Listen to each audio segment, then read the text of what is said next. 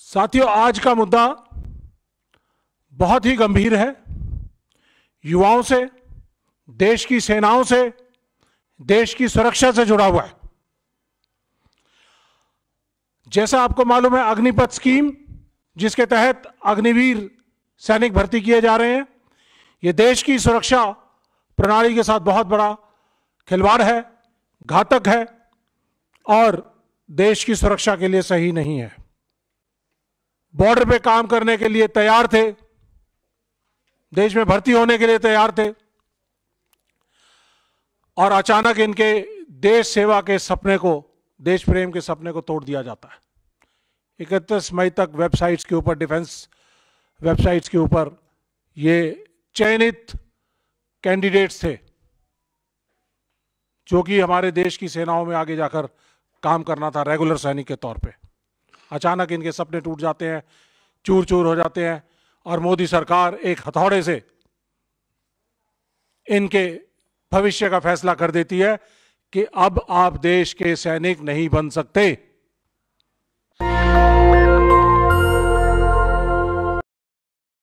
साथियों, आज का मुद्दा बहुत ही गंभीर है। युवाओं से, देश की सेनाओं से, देश की सुरक्षा से जुड़ा हुआ है।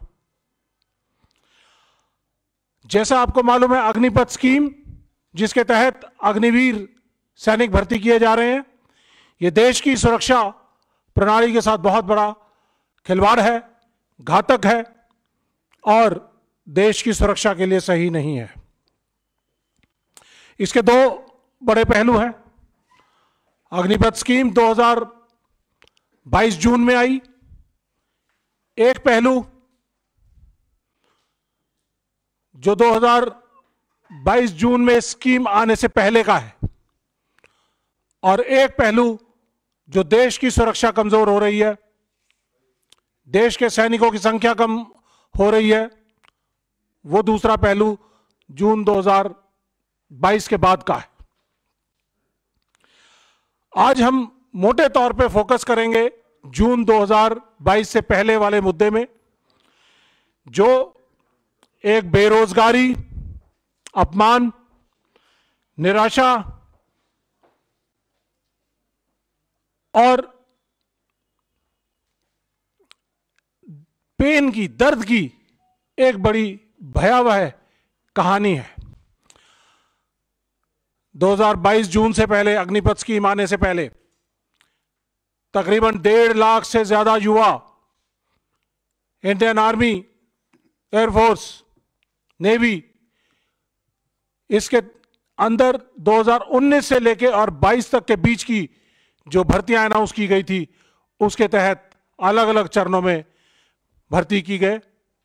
उनके medical, physical, documentation, written examination complete किए गए और उसके बाद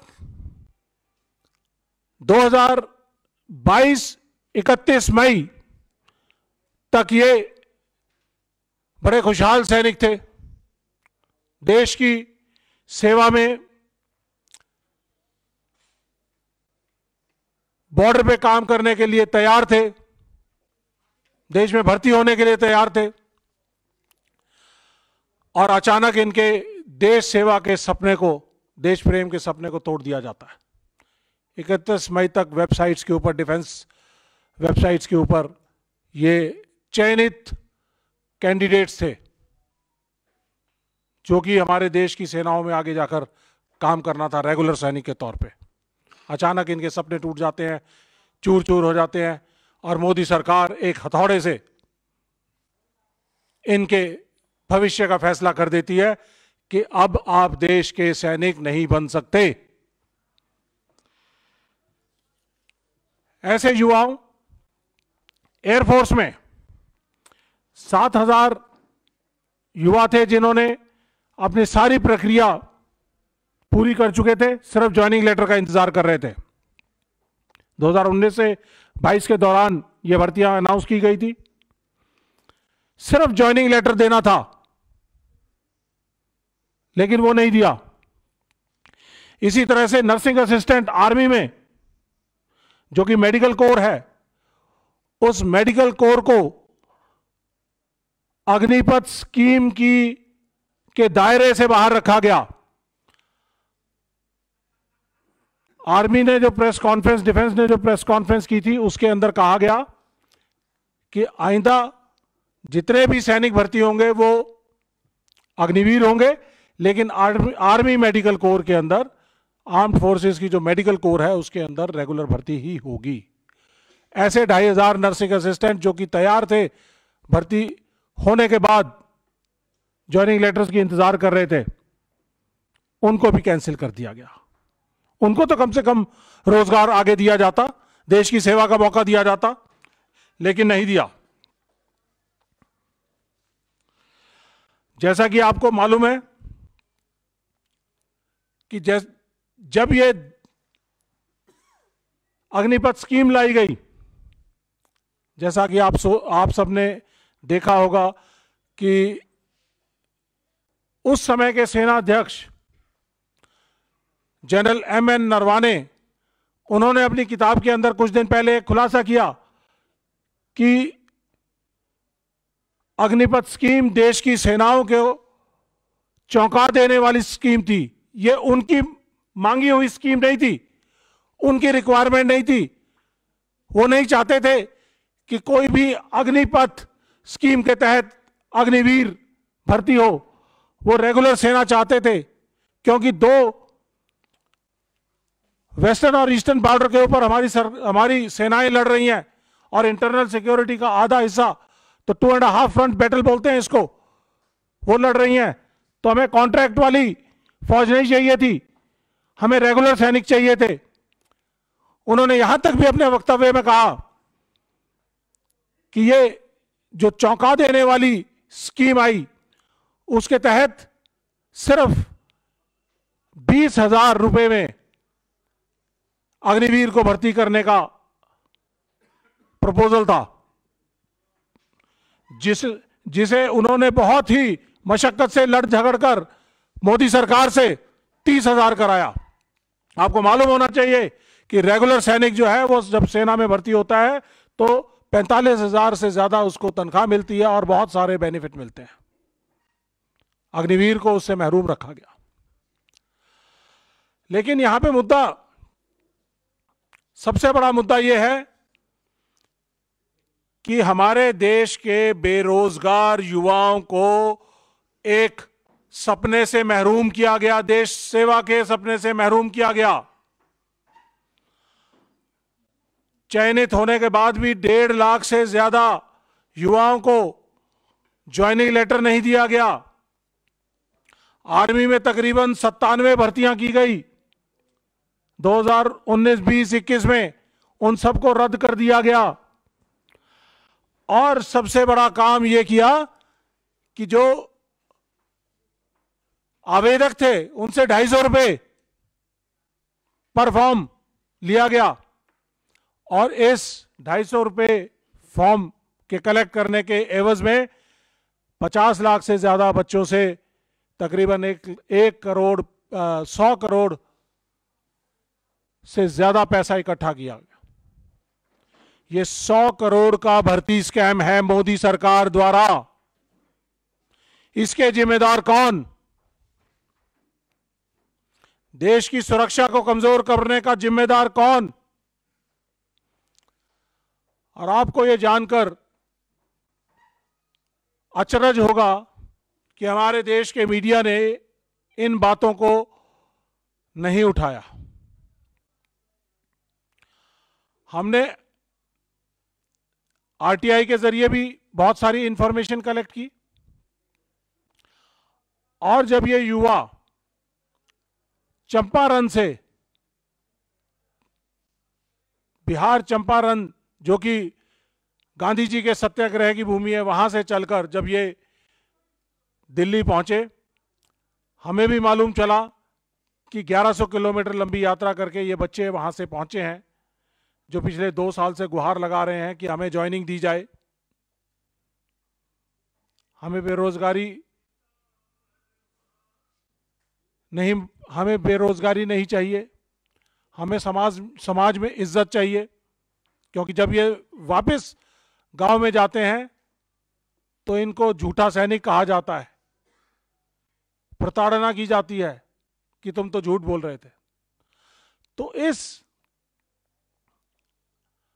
शर्म से ये लोग तकलीफ खाकर सरकार से गुहार लगाते लगाते थक गए, तो इन्होंने चंपारण से 1100 किलोमीटर की यात्रा शुरू की, पैदल यात्रा।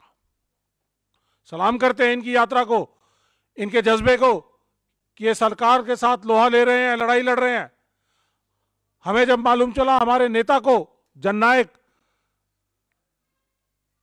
राहुल गांधी जी को पता चला, तो उन्होंने कहा कि ये तो बहुत गलत कर रही है मोदी सरकार हमारे युवाओं के साथ, हमारी सेना के साथ। तो उन्होंने इन बच्चों को बुलाया, उन बच्चों की पीड़ा सुनी, उनके पेरेंट्स थे, उनसे बात सुनी। मालूम चला 64 बच्चे जो भर्ती हो चुके थे, सेना में ज्वाइनिंग लेटर का इंतजार कर रहे थे और सरकार से गुहार लगा लगा कर परेशान हो गए थे और देश सेवा के सपने को टूटने से दुखी थे, आहत थे, तो 64 बच्चों ने इस दौरान सुसाइड किए। इन 64 बच्चों के सुसाइड का जिम्मेदार कौन? सवाल पूछते हैं हम मोदी सरकार से कि क्या ऐसी मजबूरी थी कि आपने अग्निपथ स्कीम लागू की? जब अग्निपथ स्कीम आप लागू कर रहे थे, इन बच्चों को उसके अंदर समायोजित करना चाहिए था, लेकिन नहीं किया। आपको इन जो भी आप स्कीम लाते हैं, प्रोस्पेक्टिव, आगे के आने वाले समय से लाते हैं, पायलट प्रोजेक्ट करके लाते हैं ना। आपने पायलट प्रोजेक्ट किया, देश की सेना को धोखा दिया, देश के युवाओं को धोखा दिया। देश की सेना को इसलिए धोखा दिया कि उनको मालूम ही नहीं था कि किस तरह से अग्निवीर या अग्निपथ स्कीम आ रही है, और महज 4 साल के लिए उनको देश के सैनिक बनाया जाएगा और उसके बाद उनको बेरोजगार कर दिया जाएगा। देश के युवाओं के सपने को तोड़ने का काम किया। कम से कम आप जो पहले से भर्तियां अनाउंस की गई थी, उन भर्तियों को तो पूरा करते। जब आपने उनकी भर्तियों की सभी प्रक्रिया को पूरा कर दिया था, तो इनको ज्वाइनिंग करा सकते थे। ज्वाइनिंग करानी जरूरी थी, लेकिन आपने ज्वाइनिंग नहीं दी। आपने एक तुगलकी फरमान जारी किया अग्निपथ स्कीम का, और उसके तहत 1.5 लाख से ज्यादा युवा बेरोजगार, 64 से ज्यादा युवाओं जिन्होंने खुदकुशी कर ली। देश की सुरक्षा और सेना का नुकसान तो अलग हुआ। हमने एक आरटीआई के जरिए सरकार से डेटा मांगा कि 2022 में कितने लोगों ने भर्तियां देखी और 2023 में कितने लोगों ने भर्तियां देखी। ये चौंका देने वाला डेटा है। ये आरटीआई, जिसका जवाब मिनिस्ट्री ऑफ डिफेंस ने दिया है, उन्होंने बताया है कि 2022-23 इसमें जो डेटा है ये 2022 से लेके और 2023 मार्च के बीच का है। 34 लाख युवाओं ने भर्ती देखी, लेकिन 2023-24 के अंदर ये संख्या सिर्फ घटकर 10 लाख रह जाती है। तो इसका मतलब कहीं ना कहीं ये अग्निपथ स्कीम और अग्निवीर जो इसके तहत भर्ती किए जा रहे हैं, ये देश के युवाओं को पसंद नहीं है, देश के युवाओं के लिए सही नहीं है, देश की सेनाओं के लिए सही नहीं है। 34 लाख युवा जो 2022-23 में देश की सेना में आना चाहते थे, उनकी संख्या घटकर सिर्फ 10 लाख रह गई। 24 लाख युवा जिनके देश सेवा के सपने को तोड़ा है इस मोदी सरकार ने, उसका जवाब देना पड़ेगा। इसका एक और पहलू है, क्योंकि कम लोग भर्तियां देखने आ रहे हैं, तो जब इनका कंपटीशन पहले होता था, हजारों की तादाद में जब दौड़ लगाते थे, तो आगे के 40-50 बच्चों को सिलेक्ट कर लिया जाता था। 1 किलोमीटर और 600 मीटर की जो रेस होती है, उसके अंदर 4 मिनट और 45 सेकंड के अंदर आना होता है। एक्सीलेंट। पास तो 5.5 मिनट तक होता है। 4.5 मिनट के अंदर युवा कंपटीशन की इतनी तैयारी करते थे, 4.5 मिनट के अंदर दौड़ पूरी करके आ जाते थे, सैकड़ों की तादाद में, और उनमें से शुरू के 50-60 बच्चे लिए जाते थे। आज 6 मिनट तक खुला रखते हैं एनक्लोजर को कि कोई तो पहुंच जाए, कंपटीशन कम हो गया, और जो क्वालिटी है उसके अंदर कॉम्प्रोमाइज हुआ। साथियों, मैं जानना चाहूंगा कि मोदी सरकार अपनी सभी स्कीम्स को बहुत बढ़िया तरीके से, कि ये बहुत अच्छी है, कोई उज्ज्वला योजना है, कोई सेल्फी वाला कुछ योजना है, हर तरह की योजनाओं के लाभार्थियों की बात करते हैं। अग्निवीर के लाभार्थियों की बात क्यों नहीं करते? अग्निवीर स्कीम अगर इतनी बढ़िया देश के लिए है, तो इसके लाभार्थियों को देश के सामने क्यों नहीं लाते? जो अग्निवीर स्कीम आने की वजह से बेरोजगार रह गए, उन युवाओं से क्यों नहीं बात करते? उनको क्यों नहीं सामने लाते? या जो अग्निवीर भर्ती हो चुके हैं, उनको क्यों नहीं देश के सामने लाते? क्यों? क्योंकि उनको डर है कि अग्निवीर वो अगर सबके सामने आए तो इसकी बहुत सारी खामियां बताएंगे। वो ये भी बताएंगे कि देश की सेना के अंदर भेदभाव हो गया है, एक ही यूनिट में 2 अग्निवीर और रेगुलर सैनिक साथ साथ उठते बैठते हैं, काम करते हैं। अग्निवीर को उससे आधी तनख्वाह मिलती है, 21,000 रुपए तनख्वाह मिलती है। दिल्ली का जो मिनिमम वेज है वो 22,000 रुपए का है। इंडस्ट्रियल एक्ट के जरिए उनकी मिनिमम वेज डिफाइन होता है।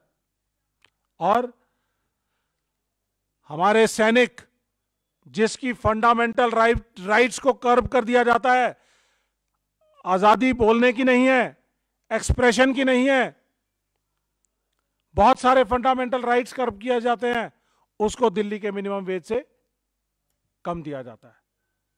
कॉन्ट्रैक्ट का सैनिक देश को नहीं चाहिए। तो साथियों,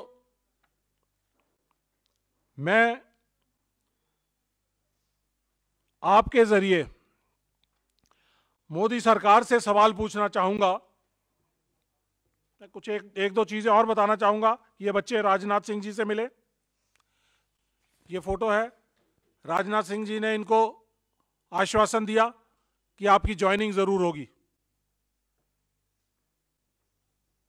यूपी चुनाव के दौरान मिले थे, आश्वासन दिया। ये चिट्ठी राजनाथ सिंह जी की है, आश्वासन की।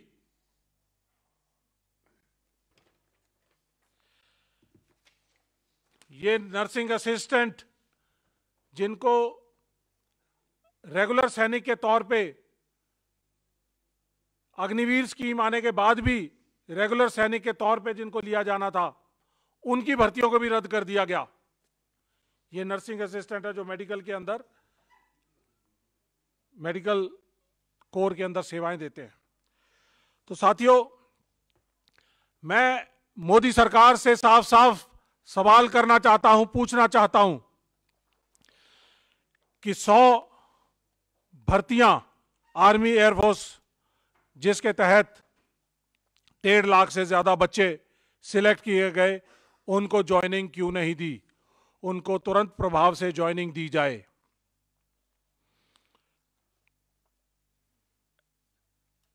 भर्ती फीस के नाम पे जो 100 करोड़ रुपए से ज्यादा का पैसा आपने इकट्ठा किया है, उसका देश को हिसाब दिया जाए कि ना तो भर्ती हुई, ना फॉर्म फी वापस हुई। बेरोजगारी, निराशा, अपमान साथ में मिला।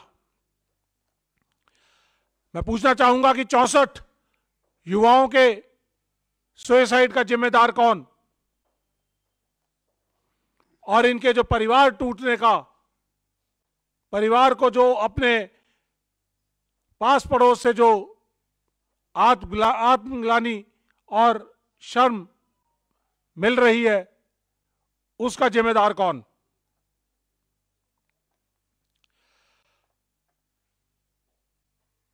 मैं मोदी सरकार से आपके जरिए रिक्वेस्ट करूंगा कि इन 1.5 लाख युवाओं को दर बदर भटकने ना दिया जाए, इनको सम्मान दिया जाए। इन्होंने सारी भर्ती प्रक्रियाओं को पूरा किया है। ये देश में रेगुलर सैनिक भर्ती होने लायक हैं, और इनको 1 साल पहले ही आपने भर्ती से महरूम किया है। इन सभी युवाओं को 1 या 1.5 साल का एज का रिलैक्सेशन देके इनको भर्ती किया जाए। ये मेरी मोदी सरकार से डिमांड है। और इसके साथ आखिर में मैं एक चीज और आप लोगों से साझा करना चाहूंगा। कुछ पुराने दस्तावेज हैं कि 6,34,000 एयरफोर्स के भर्तियों के लिए बच्चों ने भाग लिया, उनमें से 7,000 सेलेक्ट हुए। बहुत सारा कुछ है, राजनाथ जी से मिलने का प्रूफ है, बहुत कुछ प्रूफ है, लेकिन इन बच्चों को आज तक कोई भी इज्जत, मान सम्मान नहीं दिया। इन बच्चों को मान सम्मान दिया है हमारे नेता राहुल गांधी जी ने, अपने पास बुलाकर, इनकी पीड़ाओं को सुनकर, इनके दुख दर्द को जानकर, और इनको वायदा किया है कि हम सड़क से संसद तक आपकी बात को उठाएंगे और आपके साथ खड़े हैं। और आखिर में, ये कोई बड़ा पुराना नहीं, मेरे ख्याल से आज का ही है, जो सामाजिक पहलू है इसके साथ जुड़ा हुआ, इन युवाओं के साथ जो खासकर अग्निवीर भर्ती हो रहे हैं, क्योंकि 17 साल में भर्ती, 21 साल में बेरोजगार, 18 साल में भर्ती, 22 साल में बेरोजगार, उनके साथ शादी करने के लिए लड़कियों ने इनकार कर दिया कि अग्निवीर हो तो शादी नहीं करेंगे, रेगुलर होते तो जरूर करते, क्योंकि परिवार की सुरक्षा एक रेगुलर सैनिक के साथ जुड़ी हुई है, जो अग्निवीर के साथ नहीं जुड़ी हुई। तो इसलिए आखिर में यही कहूंगा, सरकार चेत जाइए, वरना 2024 में आपसे लड़ाई लड़ने के लिए हम तो तैयार ही हैं, वरना ये 1.5 लाख बच्चे और बहुत सारे जो युवा जिनका आपने सपना तोड़ा है, वो भी आपको इस दिल्ली की मगरूर सत्ता से बेदखल करने का काम करेंगे। बहुत बहुत धन्यवाद। और अंत में, जुड़ेगा भारत, जीतेगा इंडिया, और इस न्याय की लड़ाई को 14 जनवरी से हम सब लड़ने के लिए तैयार हैं, भारत न्याय यात्रा में शामिल होकर। बहुत बहुत धन्यवाद। कोई सवाल? बिल्कुल लीजिए आरटीआई की फोटो। अच्छा, जरूर जरूर।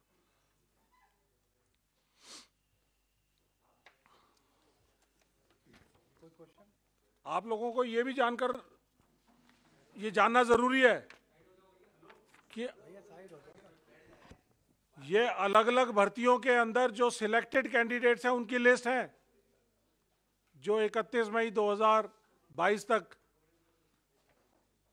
वेबसाइट्स के ऊपर थी अग्निपथ स्कीम आने के बाद, और अपडेटेड है, और 2022 में ये स्कीम आने के बाद इनको वेबसाइट से हटा दिया गया। कोई सवाल ना होने का मतलब है कि आप एग्री करते हो इस सारी बात से।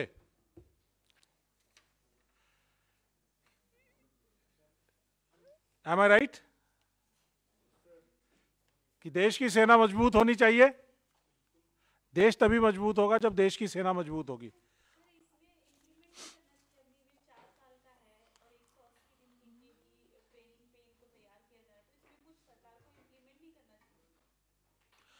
देखिए,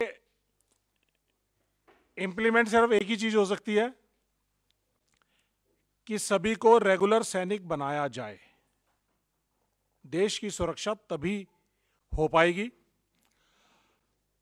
4 साल का सैनिक, 6 महीने की ट्रेनिंग, 1/3 ट्रेंड सोल्जर और 4 साल में वापस आने वाला सोल्जर, वो देश की सुरक्षा नहीं कर सकता। और आपको ये जानकर हैरानी होगी कि देश में 6 महीने पहले पहला बैच अग्निवीर का आया। 6 अग्निवीर अभी तक जिनका देहांत हो चुका है, जिनमें से 2 शहीद हैं। शहीद मतलब 2 बॉर्डर पर लड़ते हुए शहादत पाई, और 4 ऐसे हैं जिन्होंने सुसाइड किया है। इतना ज्यादा सुसाइड का रेट फौज में कभी नहीं था, क्योंकि उनको मेंटली और फिजिकली ट्रेनिंग देके मजबूत बनाया जाता है। ऑल वेदर सोल्जर बनाने के लिए 6 से 7 साल लगते हैं हमें एक सोल्जर को तैयार करने के लिए। और आजकल टेक्नोलॉजी का ज़माना है। हमें आज से 5 या 6 साल बाद हमारी सेना की जो संख्या है वो 1/3 रह जाएगी। सेना में तकरीबन 1/4, बची हुई सेना में 1/4 से ज़्यादा अग्निवीर होंगे। और हमारे मिसाइल का बटन दबाने के लिए भी सही तरीके से हमारे पास ट्रेंड सोल्जर नहीं होगा। इक्विपमेंट को मेंटेन करने के लिए हमारे पास सही सोल्जर नहीं होगा। रेडार्स को, हेलीकॉप्टर्स को, रेडार्स को मेंटेन करने के लिए हमारे पास सोल्जर नहीं होगा। आपको ये जानकर हैरानी होगी कि जब एक जहाज या हेलीकॉप्टर को या एक टैंक को चलाया जाता है, उसको चलने से पहले उसकी इंस्पेक्शंस होती हैं। इसी तरह से मिसाइल्स को जब चलाया जाता है उससे पहले उनकी इंस्पेक्शंस होती हैं। और कम से कम 15 से 20 लोग अलग अलग इक्विपमेंट को पहले सर्टिफाई करते हैं, तभी वो चल सकता है, नहीं तो वो चल नहीं सकता। तो कौन सर्टिफाई करने के लिए ट्रेंड सोल्जर होगा? नेशनल दस्तक की आपसे गुजारिश है कि अगर इसको बचाना चाहते हैं तो नेशनल दस्तक को सब्सक्राइब करने के लिए रेड कलर के सब्सक्राइब बटन को दबाएं, फिर बेल आइकन की घंटी दबाएं। नेशनल दस्तक को बचाने के लिए बहुत जरूरी है कि हर खबर को शेयर करें, लाइक करें, कमेंट जरूर करें।